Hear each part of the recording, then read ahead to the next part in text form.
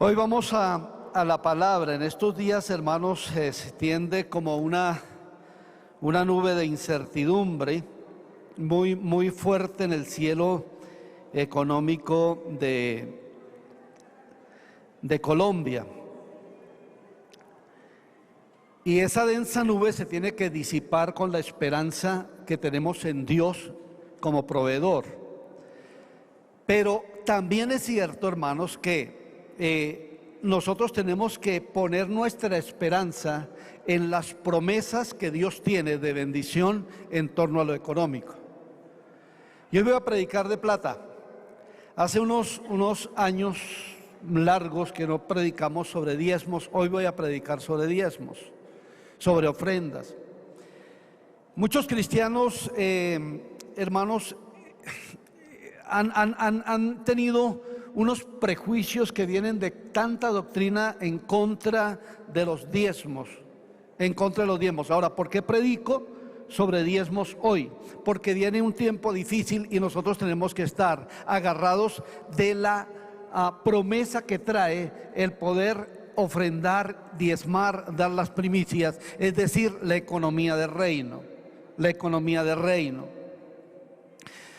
Entonces, hermanos, como es un tema tan controversial, algunas personas y algunos pastores como que se eximen de predicar la verdad y la verdad total sobre la palabra de Dios. Y una de esas verdades por las cuales se eximen algunos de predicar es la parte económica. Aquí no andamos pidiendo ofrendas, pidiendo plata cada rato. Simplemente voy a enseñar hoy los principios que gobiernan la economía del cristiano.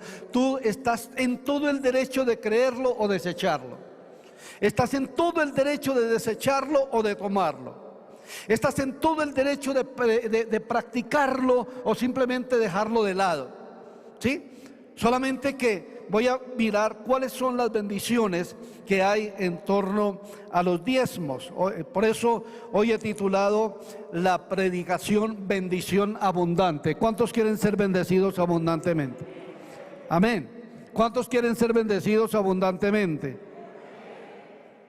Muy bien, entonces ustedes, si tienen Malaquías por ahí cercano, el libro de Malaquías, el versículo que se usa muchísimo acerca de los diezmos, y voy a hablar en qué contexto histórico escribe Malaquías este pasaje. Malaquías 3, 8 al 11 dice, la primera pregunta: ¿robará el hombre a Dios? Pues vosotros me habéis robado y dijisteis, ¿en qué te hemos robado? En vuestros diezmos y ofrendas. Malditos sois con maldición, porque vosotros, la nación toda, me habéis robado. Traed todos los diezmos al alfolí, y hay alimento en mi casa. Y probadme ahora en esto, dice Jehová de los ejércitos, si no os abriré las ventanas de los cielos, y derramaré sobre vosotros bendición hasta que sobreabunde. ¿La cogieron? Reprenderé también por vosotros al devorador, y no os destruirá el fruto de la tierra, ni vuestra vid en el campo será estéril, dice Jehová de los ejércitos. Wow, qué promesas. ¿Qué promesas? Usted está, le digo, en su derecho de creerla o desecharla. Entonces, hay un asunto, mis hermanos, primeramente que todo, y es que hay un enemigo, y Satanás está en contra del diezmo siempre. Está en contra del diezmo. ¿Y por qué? Porque lo primero es que él sabe que los diezmos son una verdad de Dios y odia todo lo que es la verdad divina. Sí, odia todo lo que es la verdad divina. Las falsas doctrinas generalmente se derivan de Satanás y siempre quieren torcer la verdad. Siempre querrán torcer la verdad. En segundo lugar, él sabe que si dan los diezmos como es, vas a recoger una cosecha maravillosa de prosperidad, y él lo que desea es la ruina de los cristianos. Eso es lo que desea Satanás, la ruina de los cristianos, la pobreza, la necesidad. En tercer lugar, sabe que si las iglesias fluyen en diezmos y estas tienen una visión y unción hacia las naciones, estas no tardarán en ser evangelizadas, porque hay suficiente para el envío de muchos misioneros. Y en cuarto lugar, una de las razones más contundentes por las que Satanás se opone al diezmo es porque sabe que si diezmamos, sobreabundaremos en bendición y la obra del Señor avanzará sin ningún obstáculo en lo económico. Ahora, quiero enseñar sobre cuál es el diezmo en el Antiguo Testamento. Antes del diluvio no se habló de diezmos, sí de primicias. Tampoco se habla de ministerio de predicación excepto con Noé. Pero bueno, la primera vez que la Biblia habla de diezmos, no habla en la ley de Moisés. Habla en Génesis capítulo 14. ¿En qué contexto? En un contexto de celebrar una victoria. Abraham había ido a enfrentar una cantidad de reyes, de Sodoma, de Gomorra, bueno, una cantidad de reyes. Y él había venido con un gran triunfo y con una gran victoria. Y se le apareció en el camino un personaje misterioso. Un personaje que no tiene, como lo nombra en Hebreos, ni genealogía, ni padre, ni madre. Y se le presenta con el nombre de Melquisedec, que se le llama, que quiere decir sacerdote del Dios Altísimo. Y dice que se le encontró, y en ese encuentro hubo dos cosas interesantes. Una administración de Abraham hacia ese personaje y una acción de ese personaje hacia Abraham. Abraham le da a ese personaje llamado Melquisedec los diezmos, pero ese personaje le da a Abraham pan y vino. ¿Sí? Entonces, dice así la Biblia: entonces Melquisedec, rey de Salem y sacerdote del Dios Altísimo, sacó pan y vino y le bendijo diciendo: bendito sea Abraham del Dios Altísimo, creador de los cielos y de la tierra, y bendito sea el Dios Altísimo que entregó tus enemigos en tu mano. Y le dio a Abraham los diezmos de todo. Repito, aquí no es la ley. Aquí era una práctica que venía desde muy atrás. Entonces, en el contexto de un rescate de Lot, su sobrino, que había sido secuestrado, que había sido cautivo, Abraham va y lo rescata y viene con todo ese botín que habían conquistado de esa guerra y le ofrece a Melquisedec los diezmos. Entonces, recordemos que Abraham tenía la promesa de ser pueblo único para Dios. Entonces hay una relación entre diezmos y pueblo de Dios. ¿Sí o no? Hay una relación entre diezmos, pueblo de Dios. Más tarde, mis hermanos, Jesús da a sus discípulos el pan y el vino, y era como una relación pueblo-iglesia. ¿Quién era entonces el personaje? El hecho de que la mención del diezmo se haya hecho sin mayores explicaciones sugiere, mis hermanos, que este pago del diezmo era una práctica habitual en el patriarca Abraham desde tiempos antiguos. No era un asunto que más adelante se iba a dar. Entonces, el escritor de Hebreos describe así a Melquisedec. Escuchen bien: porque este Melquisedec, rey de Salem, sacerdote del Dios Altísimo, que salió a recibir a Abraham, que volvía de la derrota de los reyes, y le bendijo, a quien asimismo dio a Abraham los diezmos de todo, cuyo nombre significa primero rey de justicia y también rey de Salem, esto es, rey de paz, sin padre, sin madre, sin genealogía, que ni tiene principio de días ni fin de vida, sino hecho semejante al Hijo de Dios, permanece sacerdote para siempre. ¿Quién es entonces Melquisedec? ¿Quién es entonces Melquisedec? ¿Ustedes saben lo que es una cristofanía? Una cristofanía o una teofanía es la aparición de Dios en forma humana a una persona en el Antiguo Testamento. Quiere decir que esta era una cristofanía. Cristo se apareció a Melquisedec se apareció a Abraham, y Abraham entonces dio los diezmos directamente a Jesús. Entonces, aquí hay una relación sacerdocio y diezmos, porque Melquisedec era sacerdote, y dice la Biblia que este Melquisedec permanece sacerdote para siempre, y el único sacerdote para siempre es Jesucristo. Amén. Entonces, había una relación sacerdocio-diezmos. ¿Y por qué? Porque más adelante eso iba a ser agregado a la ley. Sí, iba a ser agregado a la ley. Entonces, el sacerdocio, ¿qué oficio tenía? Simplemente era el ofrecer sacrificios a Dios y ofrendas por el pecado del pueblo, y ser el mediador entre Dios y el pueblo. Ese era el oficio del sacerdote. ¿Y por qué entonces se necesitaban los diezmos para los sacerdotes y los levitas? Porque ellos dependían 100% de lo que el pueblo trajera. Si no había alimento para los sacerdotes y levitas, no podía haber ministerio. Por eso era el diezmo.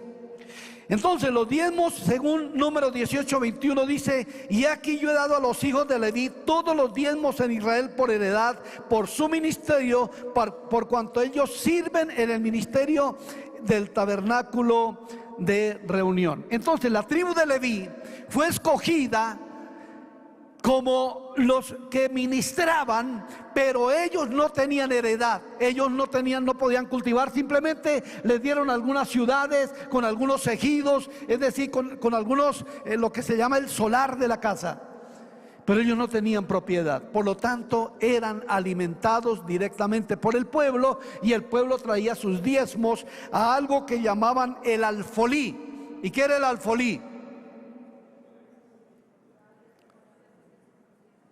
Un cuarto grandote, edificado en el templo, donde se guardaban los diezmos para repartir allí a los levitas que servían, ¿cierto? Que servían de tiempo completo. Muy bien. ¿En qué contexto escribe Malaquías y cuándo escribe Malaquías? Quiero hacer un poquito de historia. El pueblo de Israel fue cautivo, tuvo dos cautiverios, uno en el 722, el reino del norte, y uno en el 586, el reino del sur. Ellos fueron esparcidos por todas las naciones de la tierra, y en el año 539 el rey Ciro, rey de Persia, permite que se reúnan nuevamente algunos judíos y vuelven a ser nación, regresan a Israel, reedifican el templo, y el templo duró como 80 años, todo descubierto, y el pueblo de Jerusalén totalmente en ruinas, hasta que se levantó un hombre llamado Nehemías. ¿Sí se acuerdan? ¿En qué año? Año 445 antes de Cristo. Y entonces fue y hizo el muro de Jerusalén, ¿cierto? Para guardar el templo y la ciudad. Y Nehemías restableció los diezmos. Y Nehemías en algún momento tuvo que venir otra vez, porque los levitas dejaron de servir porque no tenían comida, no tenían diezmos.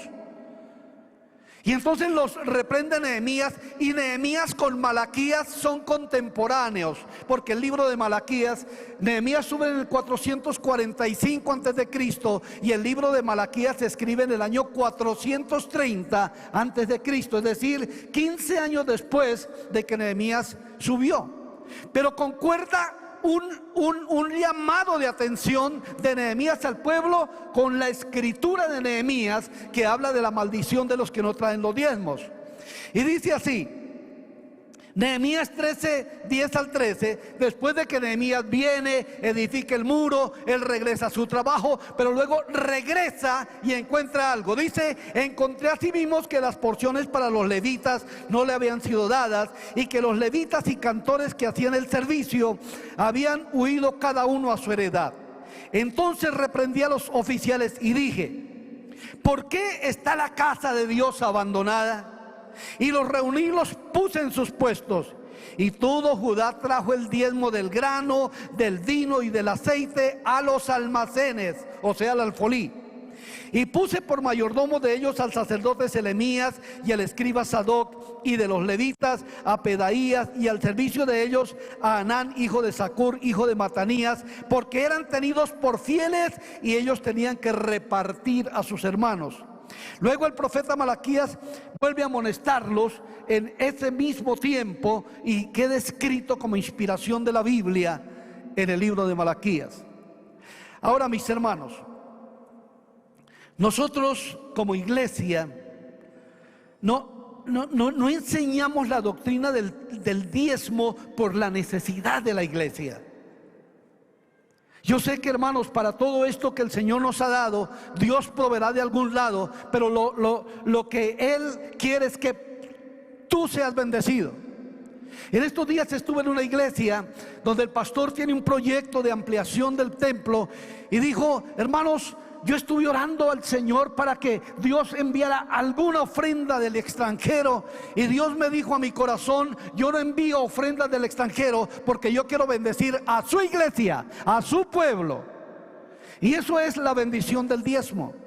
Hermanos, entonces la doctrina nos enseña por la necesidad de la iglesia, no la enseñamos por el proyecto del nuevo templo, no la enseñamos por el mandato de hacer obra social, no la enseñamos por orden divina de enviar misioneros, la enseñamos porque es uno de los caminos seguros a la bendición económica de cada persona. ¿Me hice entender? Por eso enseñamos la doctrina de los diezmos. Entonces, hermanos queridos, allí estaban los levitas otra vez abandonados porque no tenían que comer. Ahora, ¿en qué usamos nosotros los diezmos? Allí se usaban sacerdotes y levitas. Aquí no son para el pastor, como muchos tienen en mente y dicen una cantidad de vainas. Aquí hay gracias a Dios, hay un cuerpo directivo que ellos asignan las ofrendas para cada persona, y a mí me dan una ofrenda para vivir, y hasta ahora, gracias al Señor, yo he vivido de ello. Pero, hermanos, gracias a los diezmos tenemos un edificio, y gracias a Dios por el Colegio Cristiano Semilla de Vida, y gracias a Dios por este precioso grupo de muchachos que adora a Dios. Y tenemos un edificio allá que se compró con diezmos y ofrendas. Tenemos este lugar aquí, hermanos, que vale unos cuantos miles de millones de pesos, que lo adquirimos con los diezmos y ofrendas. Esto no está a nombre de Silvio Hernán Barahona Sánchez, esto está a nombre de Vida en Acción Cruzada Cristiana, una institución con personería jurídica. Y gracias al Señor, porque hay un grupo de hombres y mujeres temerosos de Dios que sabe, hermanos, administrar todo lo que entra en esta iglesia. Que hay situaciones particulares, sí las hay. Y si hay personas que han dado mal testimonio, siervos de Dios, si son de Dios, que han dado muy mal testimonio en torno al manejo económico de la iglesia. Y eso ha salido en los periódicos, en los noticieros. Pero, hermanos, si algún día esos noticieros, esa gente del gobierno quiere venir y saber en qué se utilizan los diezmos en Vida en Acción, pues tendrán una contabilidad y tendrán ahí todo en qué se invierten los diezmos y las ofrendas que ustedes dan.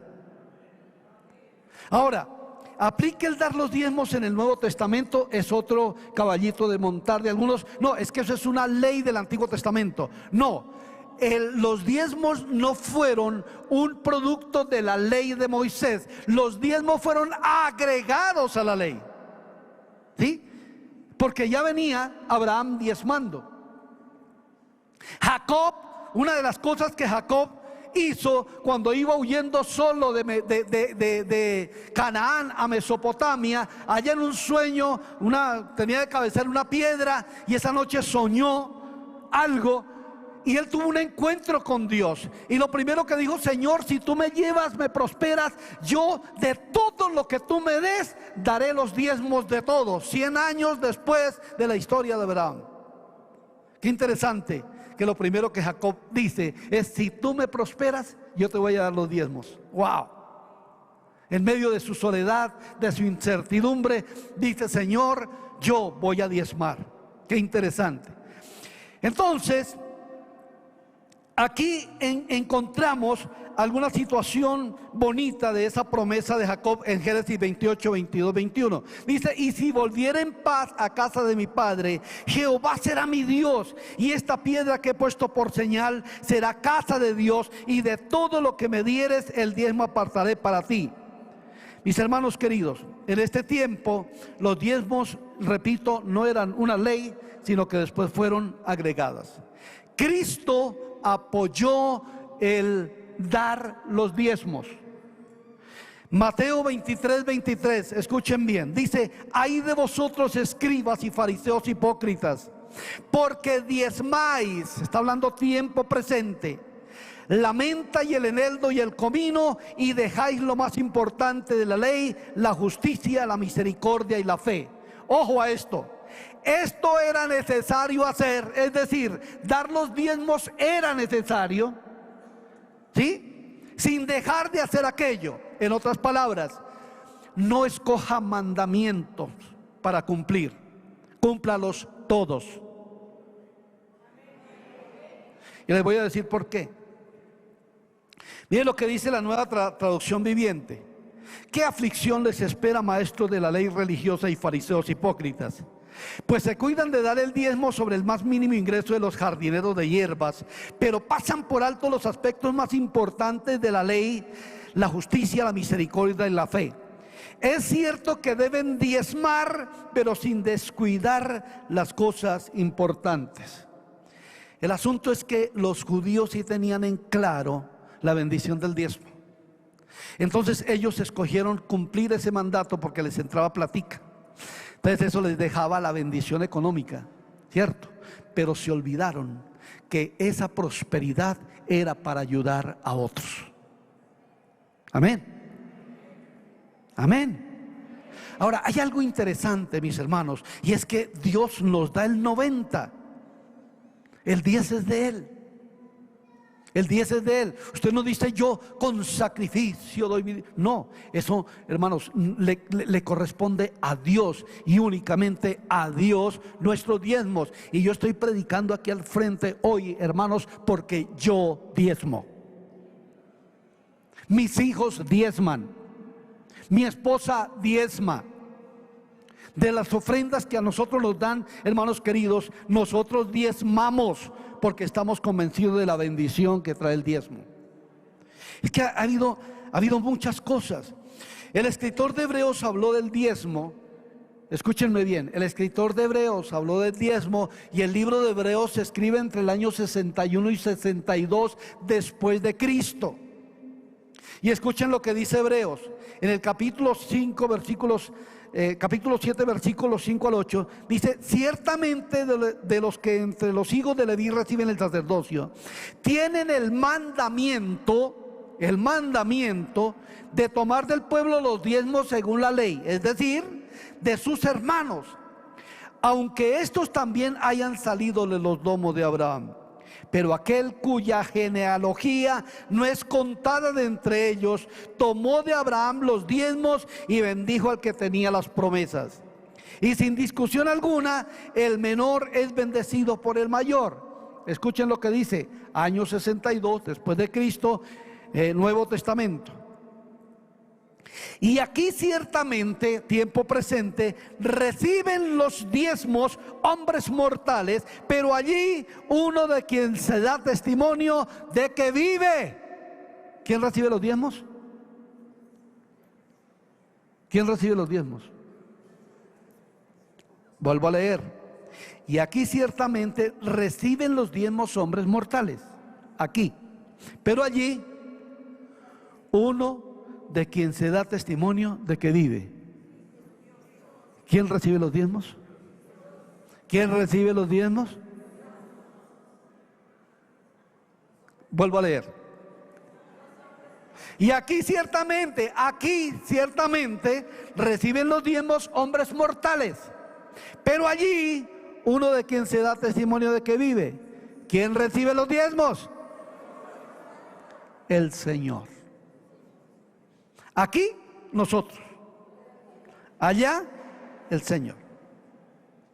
Ahora, hay algunos conceptos cerrados tocante al diezmo, y escúchenme bien. El primero: estoy tan necesitado que no puedo darme el lujo de diezmar.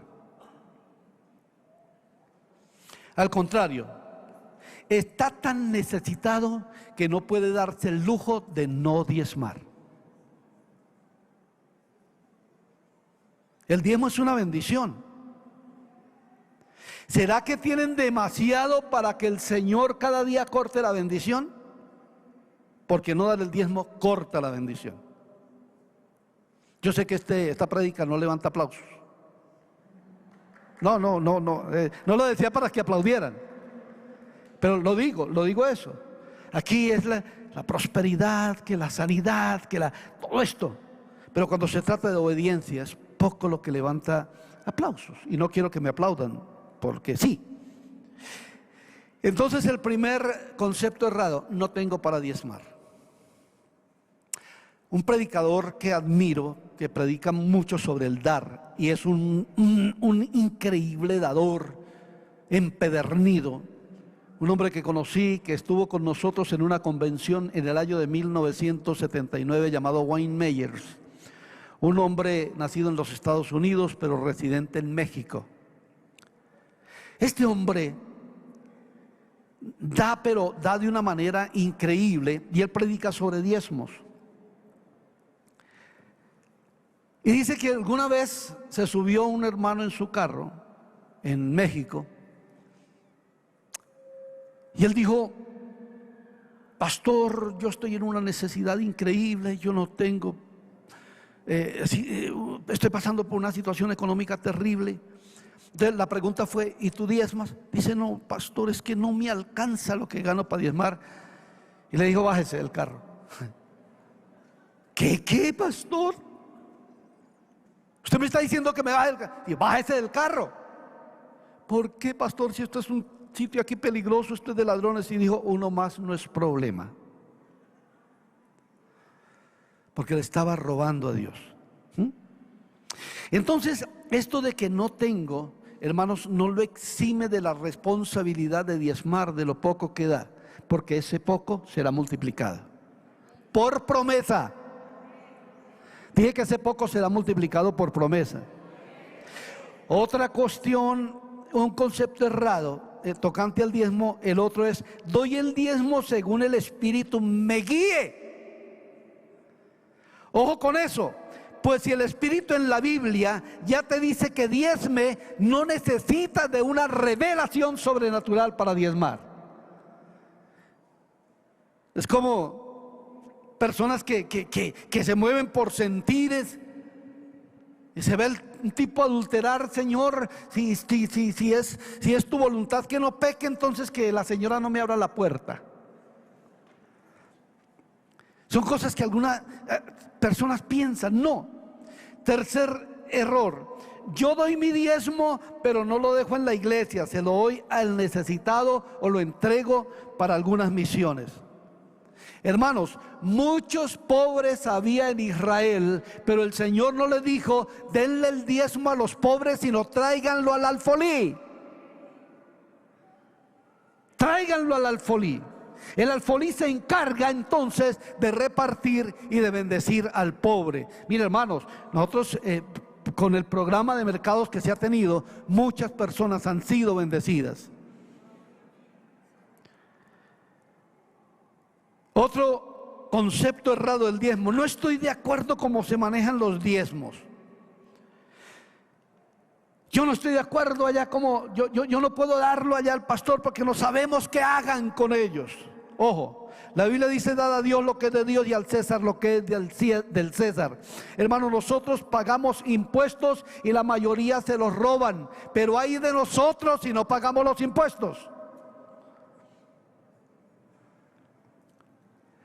Aquí tengo que decir una cosa con temor y temblor. Usted deposita su diezmo, usted da su diezmo, aquí lo administramos y yo daré cuenta delante de Dios de cómo se maneja ese dinero, porque es un dinero sagrado. Entonces, hermanos, aquí vamos a entrar en las bendiciones de diezmar. ¿Qué dice la Biblia? Probadme en esto. Entonces, mire, hagan la prueba, en otras palabras, diezmen y verán lo primero: ventanas abiertas de bendición. ¿Cuántos quieren ver la ventana abierta de bendición? Probadme en esto, si no abriré las ventanas de los cielos y derramaré bendiciones hasta que sobreabunden. ¿Qué significa ventanas abiertas a la bendición? Las ventanas de los cielos se refiere a que la recompensa por el diezmo no es humana, la recompensa por el diezmo es divina. Espero me estén entendiendo, me estén captando en esta mañana. La recompensa es divina. Tú diezmas, Dios te recompensa. Entonces, esta expresión nos dice que habrá una comunicación directa del cielo con tu bolsillo.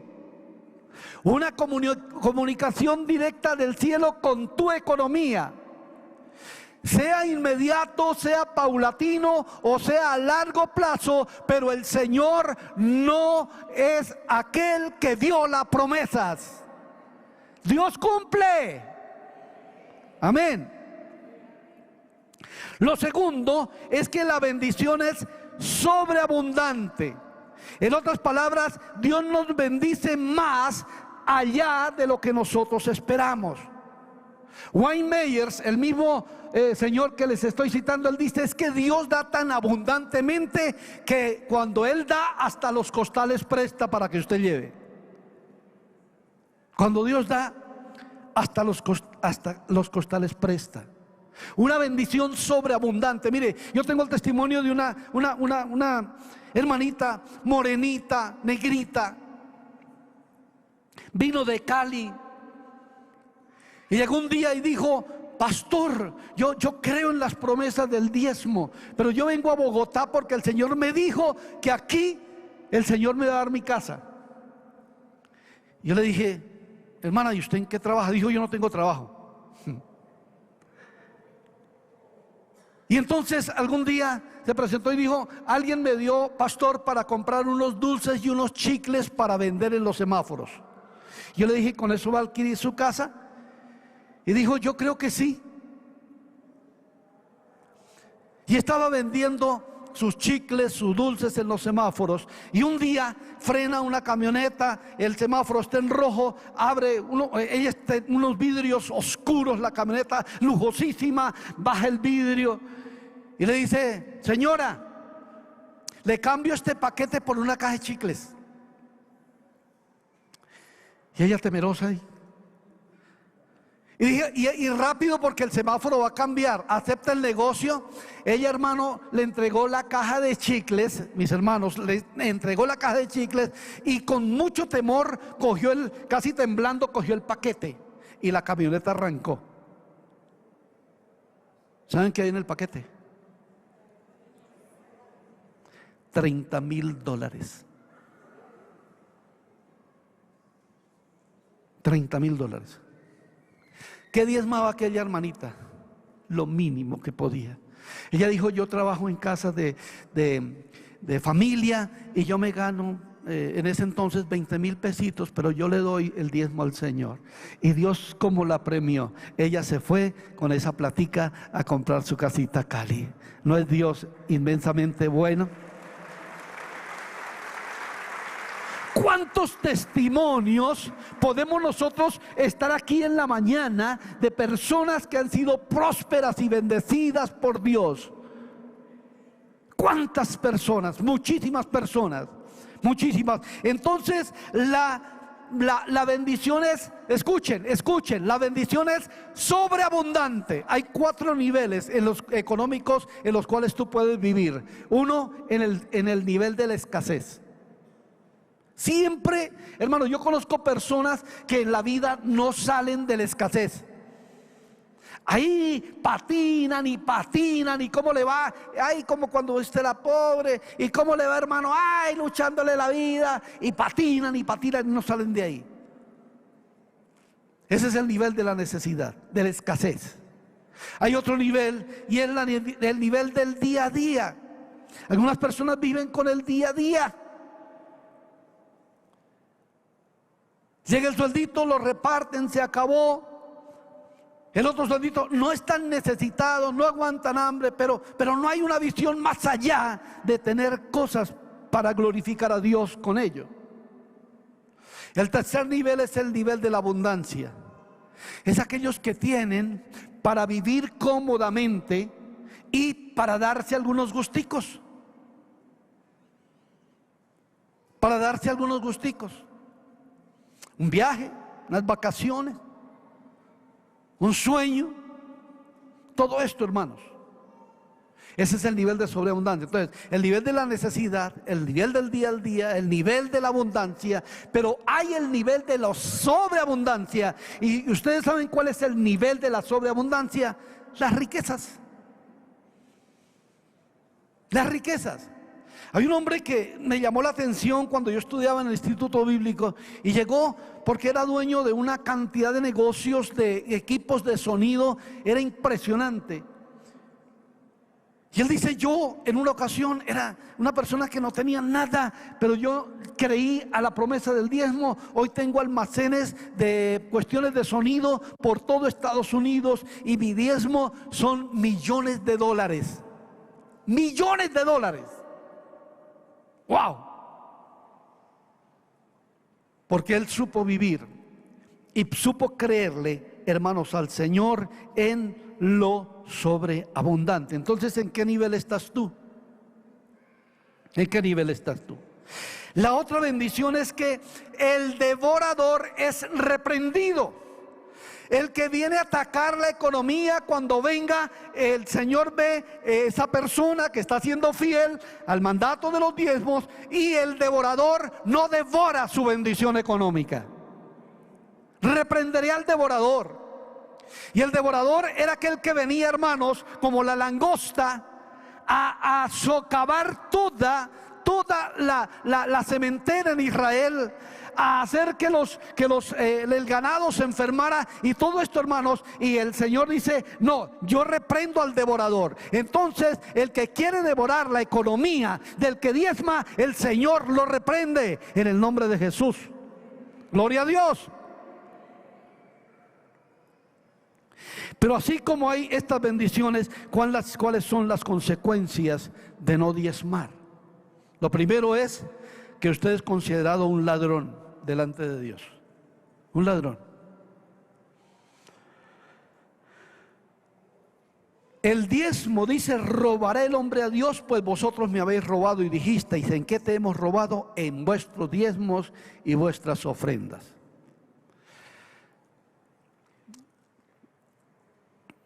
Una vez, a manera de chiste, pero había una de esas camionetas que antes había una alarma, que esa alarma sonaba y empezaba: ladrón, ladrón. ¿Sí? ¿Alguien acuerda de alguna de las alarmas del carro? Ladrón, ladrón.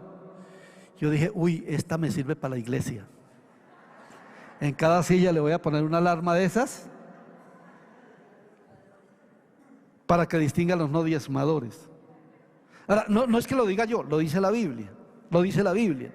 Cualquiera diría: uy, tremendo. Los ladrones dicen: uy, tremendo atracar ese banco. ¿Cómo quisiera tener eso? Todo lo que hay allá. Pero sabe que afronta consecuencias. Afronta la cárcel. Pero a veces, hermanos, en la iglesia como que no hay absolutamente ninguna conciencia de la acusación bíblica de ser llamado ladrón y ladrón de Dios. Allá tú y el Señor. Y lo otro es que se trae la maldición. Al que Dios bendice, no hay quien lo pueda maldecir. Pero al que Dios maldice, ¿quién lo puede bendecir? Nadie. Nadie. Así que, hermanos queridos, es una maldición no diezmar. ¿Por qué, mis hermanos? Porque el no diezmar frena la obra de Dios, frena el evangelismo mundial, nos generamos un corazón egoísta, no nos hace pensar en lo demás, no hace que la obra funcione. Entonces hoy, hermanos, con todo mi corazón les dejo esto en el corazón de ustedes y en la mente de ustedes. Yo sé que ustedes son inteligentes, son personas sabias y saben discernir lo que es una doctrina bíblica o no. Que Dios les dé ese conocimiento. Algunas veces contesto, y con esto termino. Cuando hubo el hambre terrible en Etiopía, Estados Unidos mandó 100 toneladas de semilla de trigo para que la sembraran y luego cosecharan muchísimas, pero muchísimas toneladas. Ellos, al ver que llegó todo este trigo, como había tanta hambre, no esperaron la cosecha, sino se comieron la semilla. Y después no hubo que cosechar. Termino diciéndole, o diciéndote, perdón, no te comas la semilla, siémbrala y tendrás abundancia. Amén. De pies, por favor.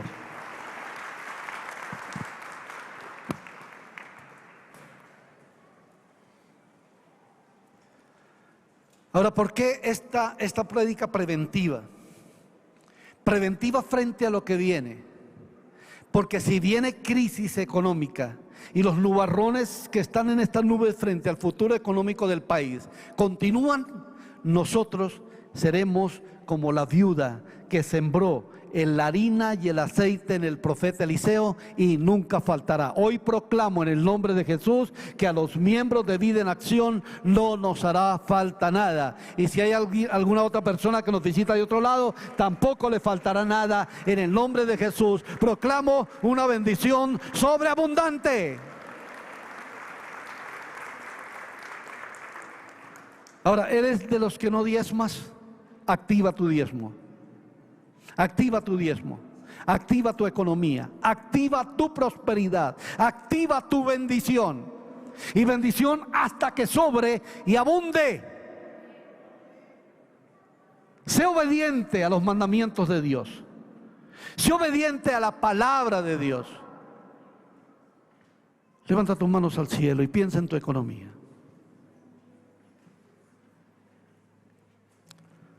Hay deudas. En el nombre de Jesús, algún día esta congregación, yo he declarado y he orado que sea absolutamente libre de deudas. Hay milagros económicos que están por fluir, pero hay un estorbo, hay una talanquera, hay algo que los está estorbando. Y eso es, hermanos, la doctrina que tú tengas en tu cabeza acerca de la economía.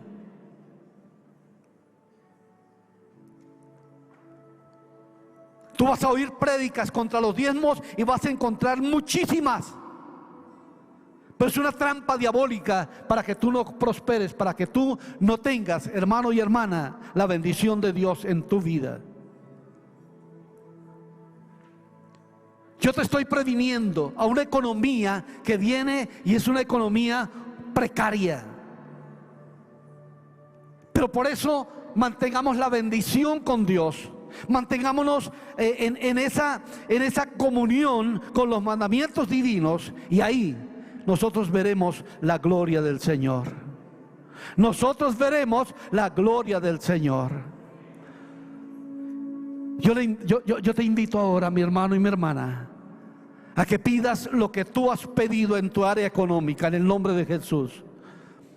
Hoy puede el Señor mostrarte que el Señor te va a dar tu casa, tu apartamento, va a bendecir tu negocio, va a bendecir, hermano, tu empleo, va a bendecir tu familia. Es decir, hoy recibe la promesa del Señor en el nombre de Jesús de Nazaret, de la bendición que vendrá para tu economía en el nombre de Cristo Jesús. Pero activa la bendición. Activa la bendición con tu diezmo, con tu ofrenda, con tu primicia. Actívala en el nombre de Jesús. Y los que en este momento necesitan un milagro económico, yo les invito a que vengan un momento aquí al frente. Sí, el tiempo es un tiempo que nos está persiguiendo y es nuestro enemigo. Pero si tú necesitas un milagro económico, ven aquí al frente en el nombre de Jesús. Vamos a orar por un milagro económico.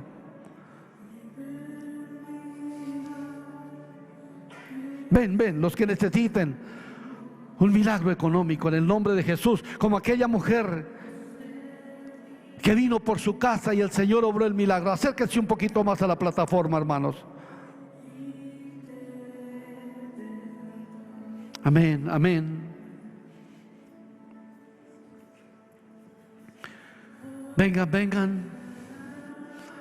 Vengan los que necesiten ese milagro de Dios.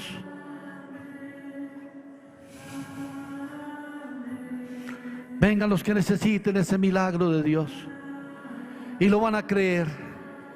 Pastores, si me ayudan ministrando aquí al frente, vamos a orar por ellos, vamos a imponer manos y vamos a declarar la prosperidad, la bendición en el nombre de Cristo Jesús. En el nombre de Cristo Jesús. Tú estás aquí, hermano, y estás creyendo a la promesa del Señor. En el nombre de Jesús estás creyendo a la promesa. Aleluya, aleluya. Se desata la bendición. Se desata la bendición. Se desata la bendición. Si aquí al frente hay personas que no han obedecido al Señor, propón obedecer al Señor. Proponte obedecer al Señor. Oh Dios, te bendecimos, te bendecimos. Aleluya. Fluye. Aquí se están rompiendo cerraduras, se están abriendo puertas. Y en el nombre de Cristo Jesús en esta mañana, Padre Celestial, obra, Padre eterno, en el nombre de Cristo. Señor, derrama tu gloria.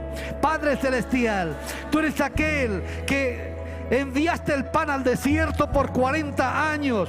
Todos los días el pueblo salía, Señor, y había el pan. En el nombre de Jesús de Nazaret, hoy proclamo, Señor bendito, que del cielo se derrama la bendición, que se derrama el pan, que se derrama la bendición económica, que se derraman los milagros, Señor, los milagros económicos en estas personas que están aquí al frente, Padre. Señor, yo los bendigo con una economía no solamente abundante, sino con una economía sobreabundante, Padre.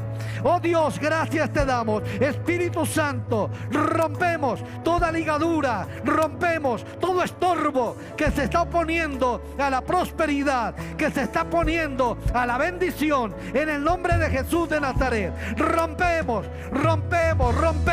todo poder del diablo en el nombre de Cristo Jesús.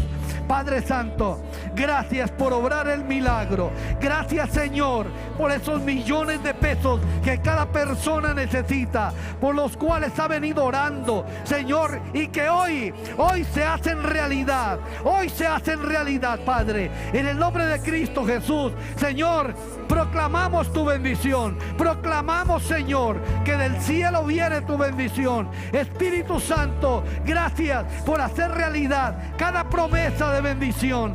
En el nombre de Jesús. Ay, hermano y hermana, pide ahora con fe. Pide ahora con fe. Pide ahora con fe. En el nombre del Señor viene la bendición. En el nombre del Señor viene la bendición. Viene la bendición. Créelo. Créelo en este momento. Créelo en este momento. Viene la bendición. Espíritu Santo, hay vida económica, hay fluidez económica en el nombre de Cristo en cada uno de tus hijos, Padre. Hay fluidez económica en el nombre de Jesús. Aleluya, la bendición hasta que abunde, hasta que sobreabunde. Padre Celestial, gracias te damos porque tú eres bueno y hay el milagro, hoy se da en el nombre de Jesús.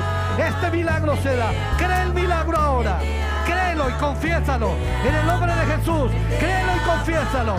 Aleluya. Oh, ribajasai caraitanda la basoyo. Totira basaya. Oh, ribajajaita la masía. En el nombre de Jesús. Gracias te damos, Señor. Yo proclamo que este sueño y esta necesidad es suplida hoy en el nombre de Jesús de Nazaret, nombre que es sobre todo nombre. Amén y amén. Gloria a Dios, gloria a Dios, confianza, creyendo en el milagro de Dios, creyendo en la bendición de Dios. Y todos adoren a Dios. Adoren a Dios por esa bendición. Aleluya, como Dios fluye, fluye. Aleluya, pueden pasar a sus puestos, hermanos. Gloria a Dios, gloria a Dios. Amén, gloria a Dios. Gloria, gloria, gloria, gloria. Gloria a Dios, aleluya. Bendito tu nombre, Padre Celestial.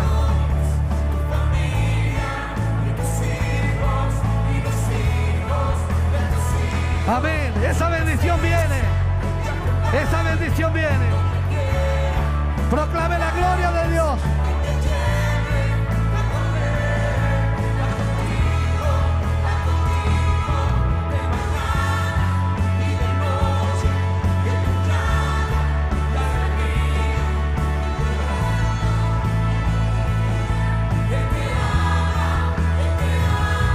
Amén. Amén. Amén. Amén. Él te ama.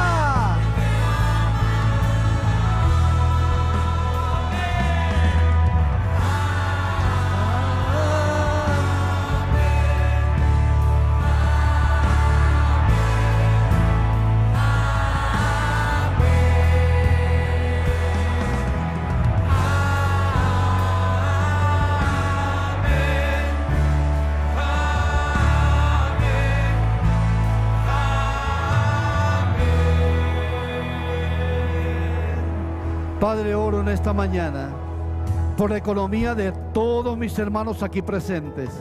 Señor, bendigo los negocios, bendigo las industrias, bendigo las empresas, bendigo el empleo, la profesión de cada uno, Padre, en el nombre de Jesús en esta mañana. Señor de los cielos, gracias por los ascensos, gracias por los aumentos de sueldo, gracias por los negocios, Señor, que abundarán en clientes para venta, para compra, Señor, y cada uno será bendecido, Padre. Gracias por la salud, Padre Celestial, que das para el trabajo, la sabiduría para administrar todo lo que tú des a cada persona. La proclamo en esta mañana, Señor, Padre, y proclamo una iglesia bendecida, una iglesia, Señor, con esa bendición sobreabundante. En el nombre de Cristo Jesús nos declaramos en el nivel de la sobreabundancia, en el nivel de la sobreabundancia en Cristo nuestro Señor. Amén y amén. Gloria sea al Señor. Gloria sea al Señor. Dios es bueno. Dios es bueno.